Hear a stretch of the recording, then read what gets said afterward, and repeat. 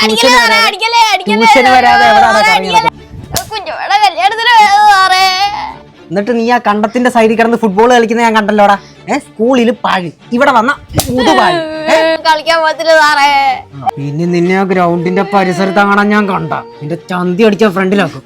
നിന്റെ പേരൻസ് ഒന്നും ഈ കടുവശാന്തനോട് ചോദിക്കാൻ പറ്റത്തില്ല, മനസ്സിലാണോ?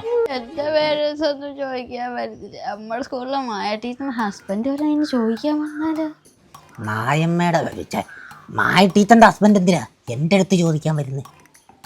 ഗ്രൗണ്ടിൽ നിന്ന് കളിക്കുമ്പോ ഞാൻ കണ്ടിട്ടുണ്ട് മായ ടീച്ചറിന് സാറ് അവിടെ നിന്ന് ചൊല്ലുന്നത്. മായ ടീച്ചറിന്റെ ഹസ്ബൻഡ് അടുത്ത് ഞാൻ പറഞ്ഞു എടുക്കട്ടെ. അതിന് മായ ടീച്ചറിന്റെ ഹസ്ബൻഡ് ഇവിടെ ഇല്ലല്ലോ, അങ്ങ് ഗൾഫിലല്ലേ.